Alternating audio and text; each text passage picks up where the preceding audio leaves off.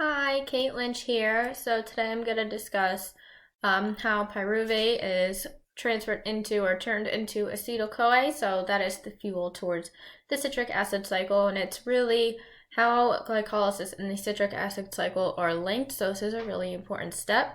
So to get into it, so we'll start out.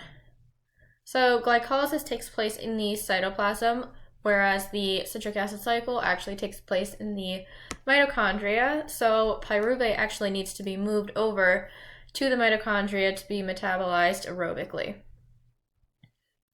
So in the mitochondria matrix, pyruvate is decarboxylated in the mitochondrial matrix to form acetyl-CoA, and this is the fuel towards the citric acid cycle.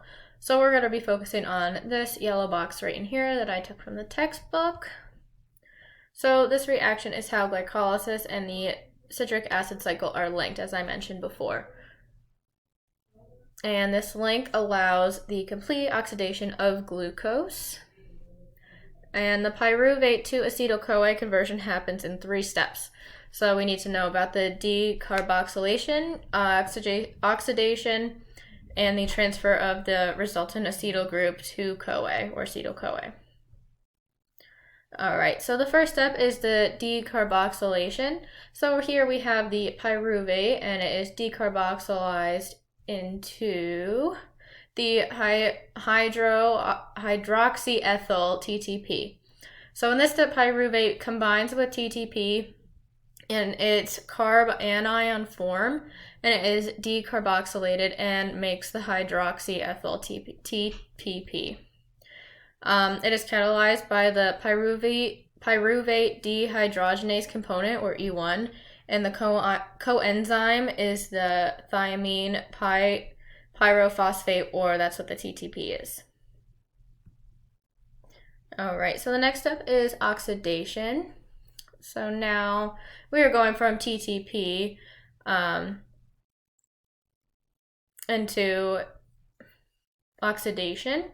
So in this step, the acetyl group is formed by the oxidation of the hydroxyethyl group, which is over here. And the hydroxyethyl group is also transferred to lipoamide, resulting in the thioester bond that is also full of energy. So the reaction is catalyzed by the pyruvate dehydrogenase, and it forms acetyl lipoamide, which is this over here.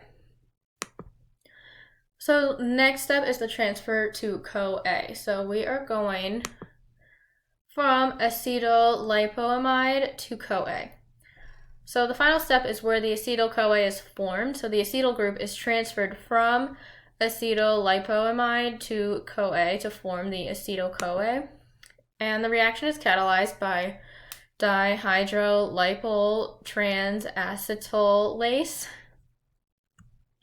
And then the thioester bond that I talked about before, that is full of energy, is saved is also saved as the transfer of the acetyl group occurs to CoA.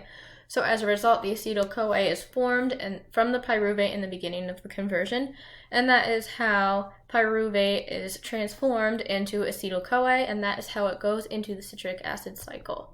So here is the overall reaction. We start with pyruvate, which is decarboxylated, and then it ends up getting oxidated, and then transferred to CoA and resulting in acetyl-CoA, and then it enters into the citric acid cycle. And towards the end, everything is all said and good, and glucose is fully oxidized. And that is it.